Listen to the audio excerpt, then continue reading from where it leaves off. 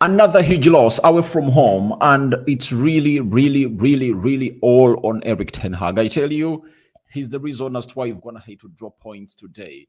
This game was supposed to be won by Man United, but Eric Ten Hag denied us our right to win this game. And it's written all over him that he's the one to blame. And I don't know if there is anyone who won't put the blame to this guy, because he knew exactly what to do, but he went ahead to experiment something different altogether, because you had the right players to start and you really tested a little bit, and then you never really gave this team a very good pivot to obviously get to where we wanted to be. Welcome to Rokani Media Football Full Time. West Ham 2, Man United 0. I never saw it coming, but I never saw it coming in the due course of the week when I was obviously analyzing this game. But you all remember when I really came up and did the match day live, when I told you they predict the confirmed starting 11, I told you that I'm really skeptical about what Ten Hag is going to have to do. And my point was all hinging on one side, and it was all about Manchester United not having a defensive player, CDM, that could obviously get hold and really build us and take us to where we are supposed to be. I've always told people, Scott McTominay, hear me out. Scott McTominay is a liability in the team, and you'll only see anything good he's going to hit to do in the game if at all he scores goals. If he doesn't score goals, tell me anything positive. You're going to talk about him. In the previous four games, we haven't gone ahead to score a goal. We never scored a goal against Bournemouth. We never scored a goal against Bayern Munich. We never scored a goal against Liverpool. And we never scored a goal against West Ham. Now, are you hearing anything concerning Scott McTominay that is positive? It's high time we got to know. Scott McTominay doesn't deserve to play into that game. Kobe Menu looked good when you're playing against Liverpool. Do you know why? He had an experienced central defensive player playing in that position, and that is Amrabat. And you saw how good he was. Now, why did Eric Ten Hag have to deny Amrabat a chance to start in today's game? Because he played very well, and he gave Kobe Menu a lot of freedom to operate, But today, Eric Ten Hag gets Bruno Fernandes, plays him alongside Kobe Menu, and you expect us to obviously be really a threat. Games of football are won and lost in the midfield. West Ham, at the beginning of the game, they respected United and they sat behind. They were never a team playing at the front foot.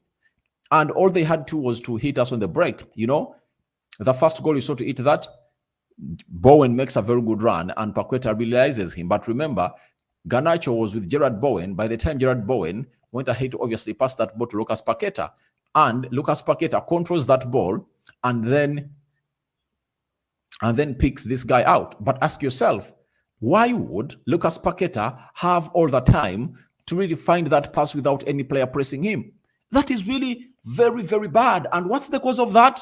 It's because we never had Amrabat. Amrabat is a steady Eddie in that midfield. He's a steady Eddie in that midfield. He will obviously get you everything you want. When it's carrying that ball and carrying it through the midfield and obviously go in for those long-range sideway passes, he'll do that. Even to the blind side, he'll surprise the opponent. When it comes to obviously running and covering huge distance in the middle of the park to shield the back four, he will do it. But that first goal, people are not really scrutinizing it very well. But if you really put on your lenses, on the eyeballs very well, it's because we lacked a player in an Amrabat in that position. That's why that first goal really goes in, because look at how this guy really controls the ball. He controls it and is in acres of space, and everyone gives him allowance to do all what he wanted to do. That is unacceptable. Where was Scott McTominay? Where was he who was being played as the CDM? Where was he? Where was he? This guy lifts the ball, he plays when no one is obviously stopping him, Paketa was given acres of space to operate and really allow him. And Where do you get it? And find a team that really goes ahead to really put a player like Paketa with yards of space, because Paketa is a quality player. Ten Hag knows it very well that Paketa, however much he's playing at West Ham, he's not supposed to be playing at West Ham. Pep Guardiola wanted to get him in his team as a replacement of Ilkay Gundogan, and he is really an elite player. Let's all admit, Lucas Paketa is really an elite player, and the way you defend against Odegaard, the way you defend against players like Sobasilai, the way you defend against players like Kevin De Bruyne is the way you shouldn't allow him to really get that space and really find that pass. No way. No way. How would you really let a player of such a quality really put in such a pass? Because when I really look at this goal, Paketa is in his own island. Scott McTominay just lets him really put out that pass. Scott McTominay was like trotting around him. You have to close him because he's a quality player, and he found out that pass that killed every chance of United to get a point in this game. That is it. We had the lion's share of the possession, but ask yourself, what did we use the lion's share of the possession for? That is the big question. We never had, we never had that. And it's really very, very bad for the side of Manchester United. And you can't really put a blame to anyone else apart from Erik ten Hag, because he knows exactly what to do, but he doesn't do it. Amrabat was the solution to that game. He was the solution to that game because you see to it that you're having possession, but you are not really pulling up the pitch. And you know why? We never really committed a lot, especially into that half, because you need to eat that. You never had the CDM that could obviously track down. I tell you, the first goal and the second goal don't go in if Amrabat is on that pitch. They don't. Why? For the second ball, or for the second goal that we really concede, Kobe Menu goes ahead to obviously lose that ball. But no one could really have a pace to obviously come in and pile pressure onto Mohamed Kudus. So Mohamed Kudus ran towards John Evans, and really shot with his weak foot, that is the right foot. If you had Amrabat, Paketa, again for the second assist, couldn't have gone ahead to get another free will to obviously pass that ball, because Paketa gets that and really passes it to Mohamed Kudus, and Mohamed Kudus buries that ball in the back of the net. So it's really very unbecoming. It's really one of those moments that you really feel like you are melting down. Though I'm not saying that I want Erik ten Hag to be sacked, but he needs to obviously improve in lots of things. Because if you're having a player that you brought in and he's supposed to be playing as a CDM, you've gone ahead to play him in different games and has gone ahead to offer you the best that you want. Why don't you start him? Why don't you start him? That is it. Why don't you start him? Because when you're playing against Liverpool, you put him on the field of play and you really got the best of a clean sheet. You go into a game of West Ham, you're not having Rafael Varane, you start Scott McTominay ahead of this guy. Let's all come to our senses. What has Scott McTominay gone ahead to do in that game? Nothing. There is no way Scott McTominay starts in that game when Amrabat is on the bench. No way. You can't tell me that Scott McTominay starts in that game. What reason do you give me he starts? In the previous 4 games, what has he done? He only looks good when he scores goals. But do you know how many times this team has gone ahead to really get costed because of Scott McTominay being on the field of play? This is why I've always been vocal about this, that if we're blaming Erik ten Hag, again, it goes back to the Glazers. Erik ten Hag wanted Scott McTominay out. He wanted Harry Maguire out. Who kept them here? It was the board. And because he has gone ahead to score some goals for the club of Man United, I think 5 in the Premier League, and I think 1 in the Champions League, this guy has got a very huge backup to obviously start in these games. And it's high time Erik ten Hag got to know that Scott McTominay is not going to help us. He's not going to help us. Get Amrabat in. Scott McTominay is a scam. I say it again. He's a scam. Because players are, let me give you an example like Lucas Paketa. He's talented. He has all what it takes to play in any team in the world. But what Scott McTominay has as a very huge factor that Ten Hag considers him to play is a bare minimum for any player in the game. Let's all agree physicality, running, and being very, very workaholic on the field of play is a bare minimum. Let's all agree. It's a bare minimum for every player in the world. Now, we are picking Scott McTominay over other players because of his qualities that are bare minimums for other teams. For example, look at Manchester City. Whether it's Kovacic, whether it's Rodri, whether it's Kevin De Bruyne, whether it's Bernardo Silva, they'll do exactly what Scott McTominay does. But remember, these players are talented. Scott McTominay is a scam. He's a scam. And you saw to it that we couldn't link out on passes very well. Bruno could get that ball, and whenever he got that ball, he could pass it to Scott McTominay, and Scott McTominay had no idea. No way we are getting anything in this season when Scott McTominay is being played ahead of a double pivot.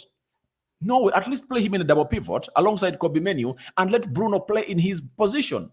Bruno Fernandes, statistically, he's one of the best number 10s in the world. How do you drop him into a double pivot and play a player who is the worst in the world when it comes to that position and sacrifice him for Bruno Fernandes? You cannot sacrifice Bruno Fernandes for Scott McTominay. That is really unacceptable. And we should come here and call it out. And we've been vocal about this, not until Erik ten Hag gets to know about this, that we are better than this. We have better players. We have better players. And what annoys you is that he keeps him on the field of play for the entire 90 minutes. That's very annoying. It's very, very, very annoying. You cannot keep Scott McTominay on the field of play for all those minutes. Why could you keep him on the field of play? Take him off. Did he take him off? Let me see. Someone has told me that he took him off and brought on Eriksen. Let me see. Let me see the subs that Erik ten Hag went ahead to make. No way, guys. Scott McTominay played a full 90 minutes. Evans, Kambuala, Anthony, Garnacho, and Rasmus Højlund were taken off. He kept him again on the field of play. On the field of play.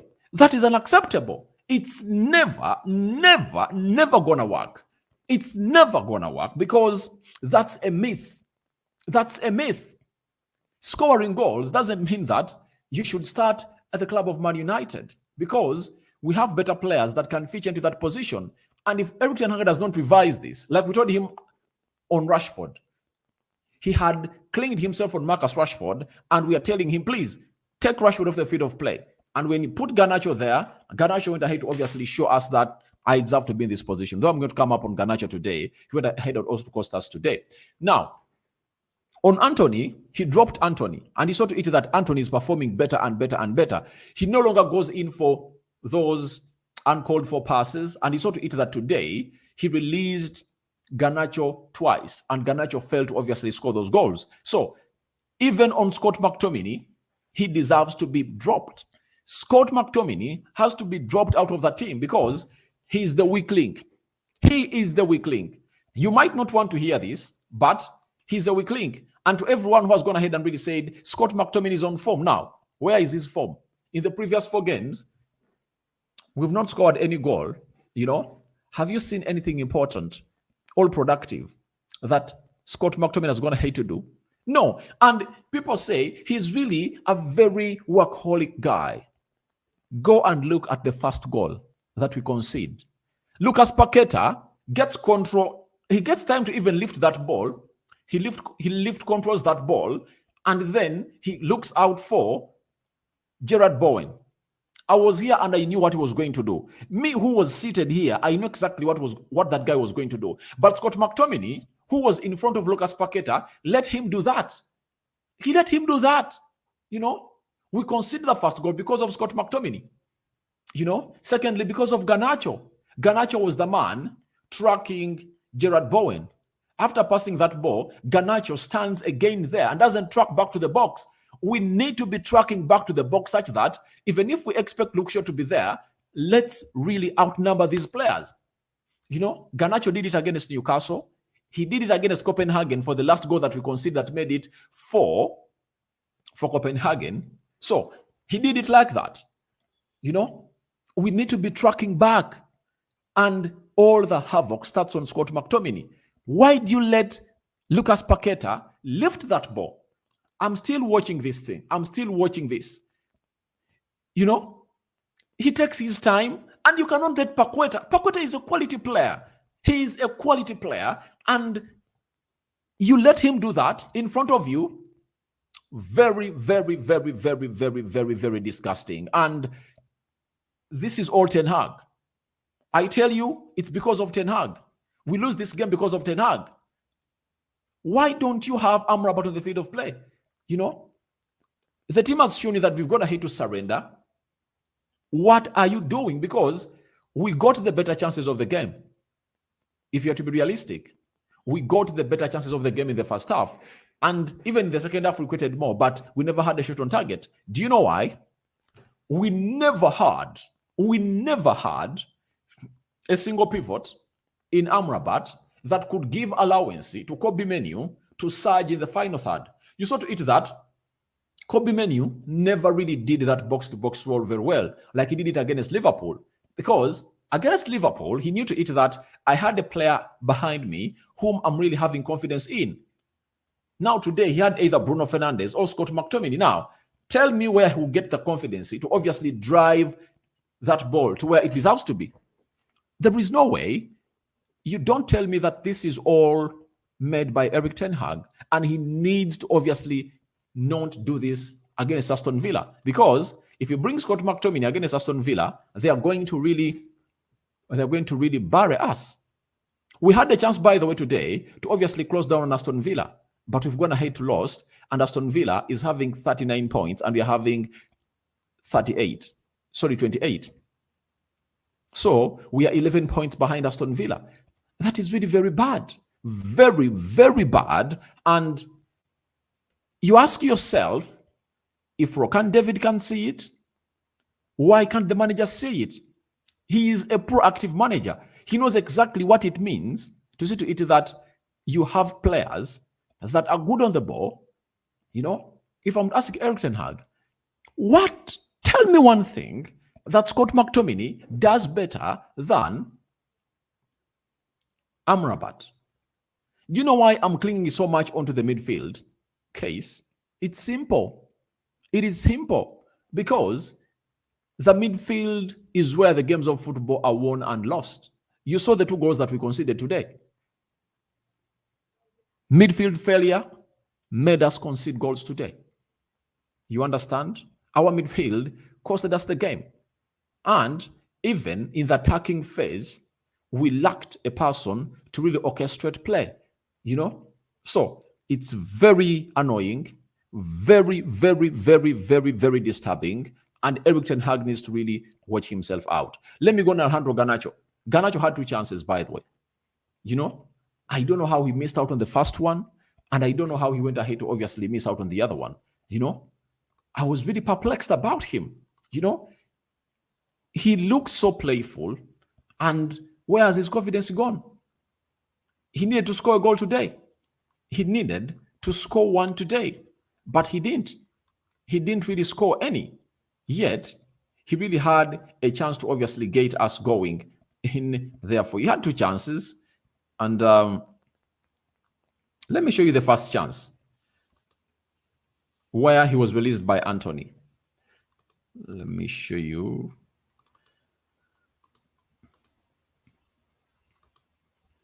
Look at that chance.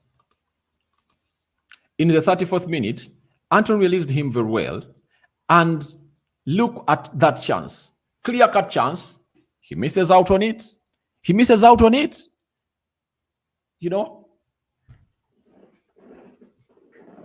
These are things that we are blaming Marcus Rashford for, and even Garnacho is falling a victim for them. He had that chance and he couldn't kill it off.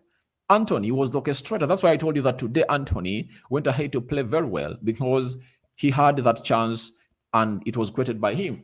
Anthony really played very well. And by the way, Anthony is becoming good. There is even a cross that he put in towards the end of the first half. It was really very calling, and we couldn't obviously really see him really get the needful. So, the other Garnacho huge chance, was it this? Another one, where is it? Let me see. I want to really show you the other one. I've shown you the first one. All right, it was that. Then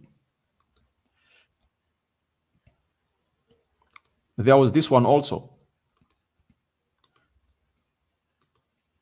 There was that one also. So I don't really understand exactly what is wrong with Garnacho. He finds himself in better positions, but I don't know why. He's young. I don't want to blame him because he's young, but certain chances needs to be killed off. You know, in games like this, you kill off those chances that you get, because it's not going to be all your way. And every time when I hate to miss out on a chance, it really rang in my mind that the moment West Ham get a chance, they're obviously going to kill it off. And that's what really happened. When they really got that chance, they went ahead to kill it off.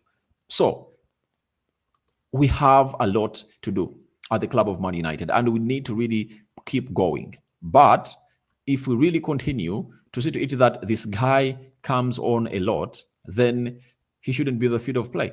Trust me, you cannot blame Andre Onana for any of those goals that we conceded.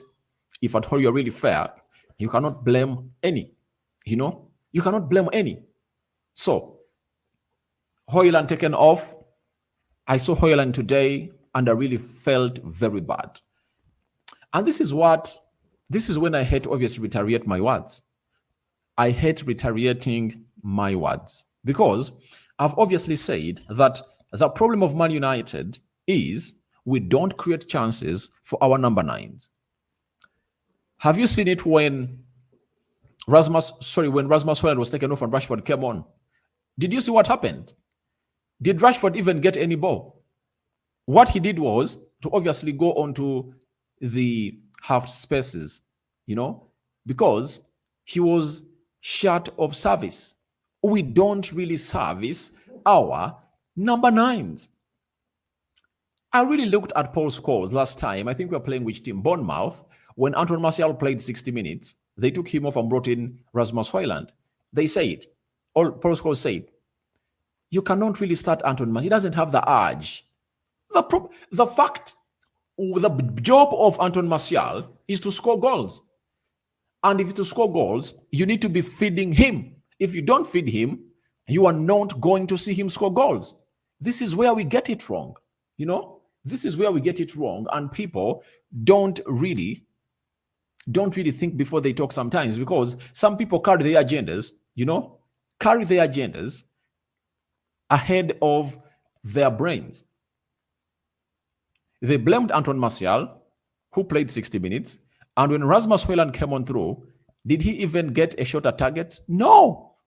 Meaning that all our forwards face the same thing. If Rashford leads the line, he faces the same problem. If Martial leads the line, he faces the same problem. The same applies to Rasmus Højlund.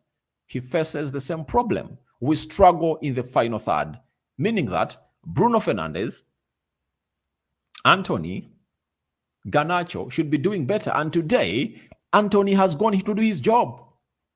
Anthony put in 4 balls in the final third. 3 of those were clear-cut chances, courtesy of him. And we couldn't obviously kill them off, you know. But did we get any service from Garnacho? No. Bruno Fernandes? No. So it's really, really, really, really, really huge that if you're to blame Højlund, then football is not meant for you. It's not meant for you, because you cannot come out and really tell us that you are really gonna blame a striker who is not getting service. Even if you put Erling Haaland in that team, he can't get you goals. Even if you put this other guy, Lewandowski, You know, he cannot get you goals. He can't, because our creativity is really shite. It's really shite. And that's the problem. All right, let's go a little bit into these stats and see how things really went down at the London Stadium as we lost to the side of Fulham by 2-2 and by 2-0. And it's really very, very, very disheartening that we're going to hate to lose such a game. Now, we are having 12 shots by West Ham. United had 11. West Ham had 5 shots on target, and all these 5 shots on target came in the second half. Shots on target for Man United, 3, and they all came in the first half. All these could have gone ahead to turn into goals. 34% ball possession for West Ham. As I told you, they surrendered the ball possession to Manchester United, and they said, we are waiting to see how stuff is going to happen. 66% ball possession by Man United, 312 passes completed by West Ham, 604 passes completed by Man United.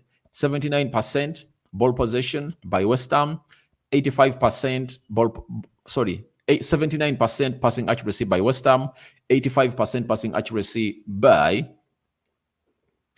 Manchester United. 13 fouls by West Ham and 15 fouls by Man United. 2 yellow cards to West Ham and 3 yellow cards to Man United. 0 red cards to Manchester United. But at a point X, I felt like Evans was just 1 foul away from obviously getting a red card, because in the first half he got a yellow card, and I really didn't understand why the referee gave it, because Evans really had poked his foot into that ball, Then 1 offside for both sides, 4 corners for both sides, and that is how everything really went down at the London Stadium. When you look at the Premier League table, it doesn't really look good for we who support Man United. It doesn't really look good. The Premier League table has Arsenal on top, as you see it there. Has Arsenal on top, and they're at 39 points, 17 games played. They've played 1 game less than Man United. Aston Villa drew yesterday, they're having 39 points. Liverpool is playing Arsenal, they're having 38. Manchester City is having 34. Tottenham Hotspur is having 33, and they're playing against Everton now. Then West Ham is now having 30 points. They've got to hit to surpass Manchester United. Newcastle are going to play Luton Town now. They're having 28 points. Brighton is having 27, and Man United is having 28. That is how bad we are looking and how ugly we are as a club of Manchester United. 18 games played, 9 wins, 1 draw, 8 losses, 18 goals scored, and we've gone ahead to concede 23 goals. Very, very ugly for the club of Manchester United, and it's really very, very unbecoming. And we had a chance, by the way, today. This is where obviously go ahead and really blame the players. That sometimes you need to obviously get to know and read the seasons. You go into this game, Aston Villa drops points yesterday. Arsenal is playing Liverpool today. You know, to eat that, you have to win.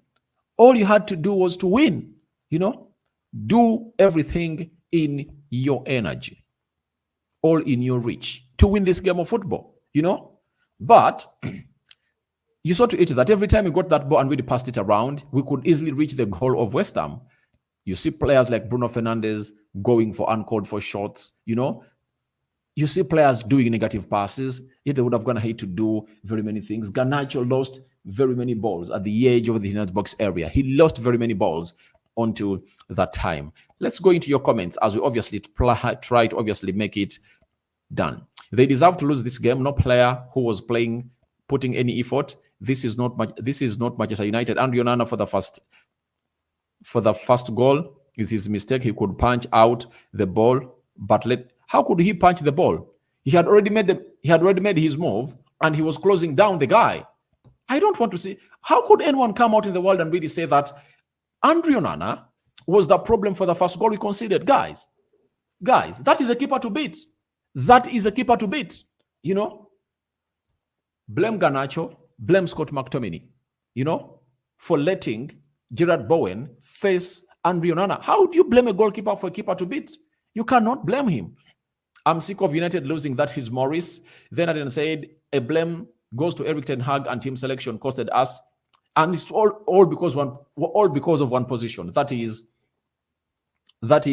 the Amrabat position. It costed us. It costed us because When you look at Kambwala, he went ahead and really played very well today. You can all agree with me that Kambwala played very well. His debut was really exquisite. Then Kahendo Oliver, already with certain Hag falls to preparing the team. He failed to obviously get in that. You know, you can easily have a player in any other position of the pitch that is not of pure quality. When it comes to the midfield, you are supposed to be having a player of pure quality. That is it. You are supposed to be having a player of pure quality. You know, look at West Ham. They had Shushek, Edson Alvarez, and let me check here. Who else was into that midfield? Ward-Prowse, you get? We look at the double pivot really had out of quality. So you cannot really try to really play Scott McTominay ahead of those players. No way. No way. You know? Diala Chizoba United are very useless and lazy. I think one position really played us out. Kibolo Sami. But what is really wrong with Erik ten Hag? A player will play well and bench him in the next game. Yeah, because he really believes that Scott McTominay can really help us and score goals, because our forwards are not really scoring goals and believe Scott McTominay will score us goals. But in the last four games, we haven't scored any goal. So why doesn't he really shift from that? That experiment no longer works. It no longer works. Scott McTominay is supposed to be a bench player. In a game like this, you bring him on and see his energy, but you cannot play him 90 minutes because he doesn't benefit you. Sorry, Rokani, don't worry. This is David Sozi, all right. That is an Arsenal fan who really follows me on every platform that I'm on YouTube. Opejo, how are you already? Erik ten Hag deserves to be sacked. This time, his philosophy of football is letting him down, so we don't need to protect him. No, guys, I don't want to hear anyone talking about Ten Hag to be sacked. Where was it written that when you sack a manager after having a first good season and you sack him for the second season, it's not going well, that it works out positive? Tell me a manager, tell me a team that does that and succeed. Arsenal had 2.5 bad seasons under Mikel Arteta. See what Arsenal's going to hate to turn into now. Ten Hag has to be here. The board would have gone ahead to give him the players he wanted, and they would have gone ahead to sell Scott McTominay and Harry Maguire. Donny van de Beek was supposed to be sold. Anton Martial was supposed to be sold. Close to 5 players were wanted out by the manager, but the board couldn't really move them on. You get? So he's also working at a time when he's not really not being backed by the team. But also, he's to blame because he had a better player on the bench and he decided to sacrifice him. You know, Ten Hag, this is Kennedy. Ten Hag, it's unbelievable how he put Amrabat on the bench. McTominay, he's not a player to rely on. Honestly, playing McTominay because of goals, he's just a joker. I hate it. McTominay, leave us. Get lost. This guy shouldn't be here. You know, however much I'm blaming Erik ten Hag for playing Scott McTominay, but the board failed to score Scott McTominay. A team came up with £30 million, that is West Ham, and they said not to selling this guy. Why didn't we sell him? Why didn't we sell him? You know, we had to sell Scott McTominay. You know, we had to score, but they never sold him. The manager wanted him out, and they kept him here. Then, Tumwebaza Derek, is there anyone forcing Ten Hag to start Scott McTominay? The blame goes to the coach. This man likes testing things. If you give this team to crop all Pep, they can even take the trophy. Tumwebaza Derek, I don't know how long you've gone ahead to watch this game of football. Which team are you talking about? Which team are you talking about?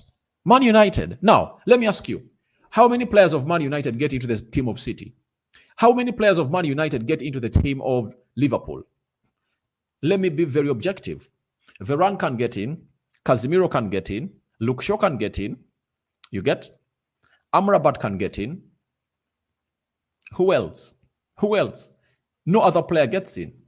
I think and could be many. Only 5 players. Only 5 players that you're talking about, and the other people have a squad that is 100% times better than the squad of Man United.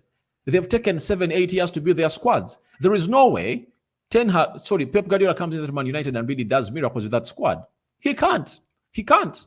With Scott McTominay, with Harry Maguire, he can't. He can't. He cannot. I tell you this, he can't. Look at the players that they are really having. They're players of pure quality, good on the ball, you know.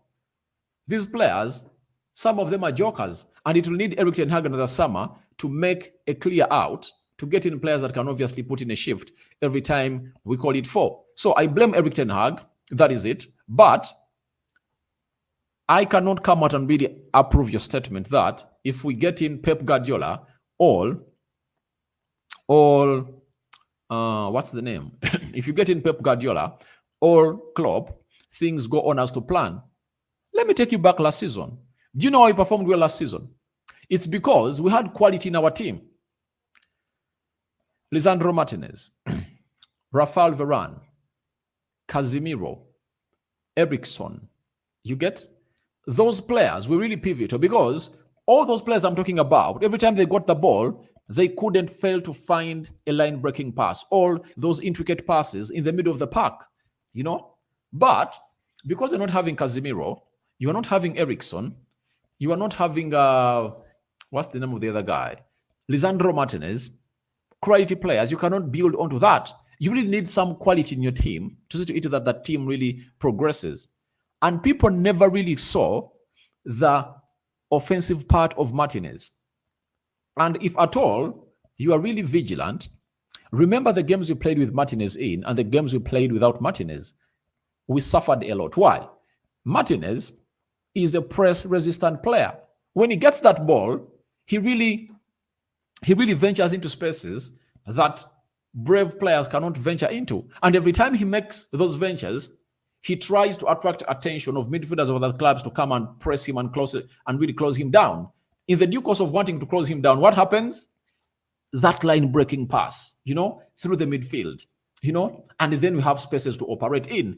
That's what Casemiro does. That's what Eriksen does. That's what Amrabat gives you. And to have told you, I'm blaming Erik ten Hag for not giving Amrabat a go in this game and really put on Scott McTominay ahead of the guy. Fred was good at tracking players. Yeah, he was good. He was good, but I think we needed a player like Amrabat who can track and can really pass that ball. That is it, you know. And for Amrabat has shown you that for the games that's going to start has been really consistent, right? Then Solomon Njolomole Aradi. Remember, I told you that Ten Hag is putting himself into pressure. Now you see what happens. He is, and he's the problem. He's the man to blame, but I don't think that he's not the right man for the job. He is the right man for the job, but he needs to change, like he changed on Marcus Rashford and benched him for Garnacho, like he benched Anthony, and Anthony became a better player.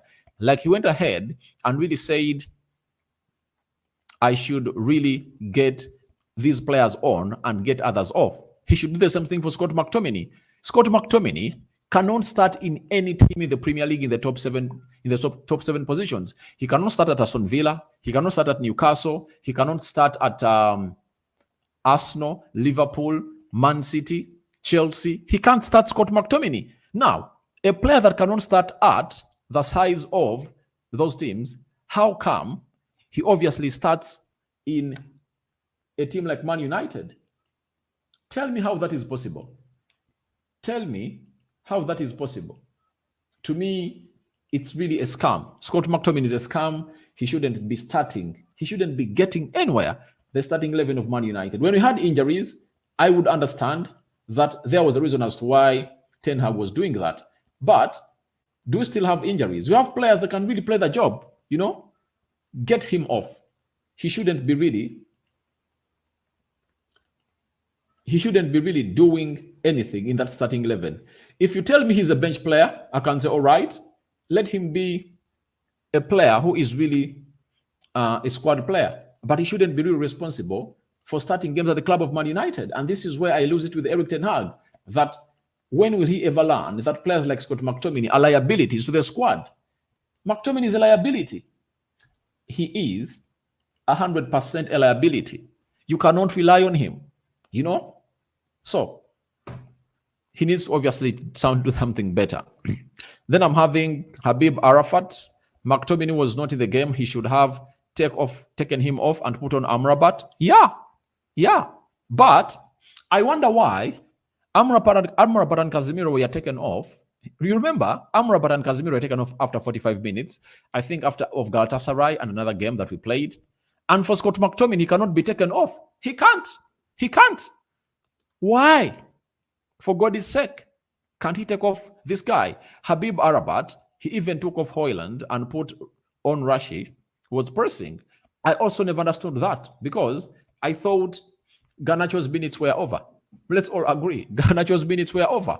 You know, after all the chances he missed, he never really needed to obviously go ahead and really play. We had rested for a full week. Hoyland had the energy, you know. Rashford had to come off and play as the left attacking midfielder. Leave Hoyland on because he's the only center forward you have. That is it. So thank you, Habib Arafat, for obviously reminding me that. Then Kennedy, football is midfield, but our team midfield is poor. Yeah, yet we have quality on the bench, you know. That is really very, very, very, very, very, very, very, very, very, very uncalled for. Nelson Mwesigwa, I'm not abusing the manager, but his decisions today were fake to play for us, Amrabat. Yeah, today, I really said it at the beginning of the game that this is really bad. You cannot bring in Scott McTominay in a game and there is no Amrabat. We needed Amrabat.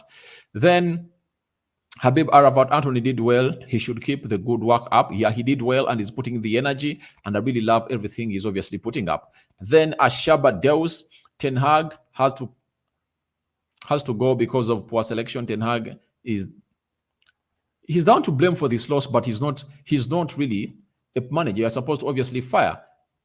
Do you know why you cannot fire him? You know, his stats are really very, very rich.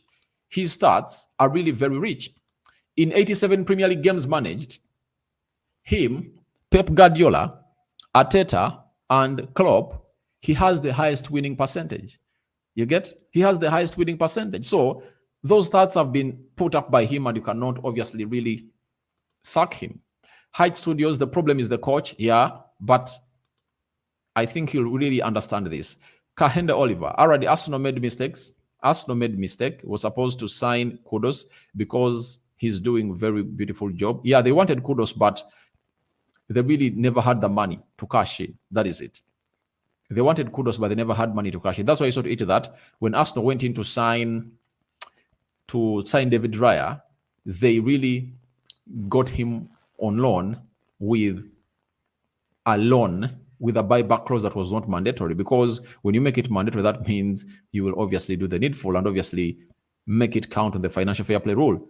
Habib Arafat, we should have killed the game in the first half. Yeah, we had the chances to kill off the game, but the players also never really did so. Crisius Motale, please, my follow, man, I've not gotten you what you're saying. Then Namatovu Alisha.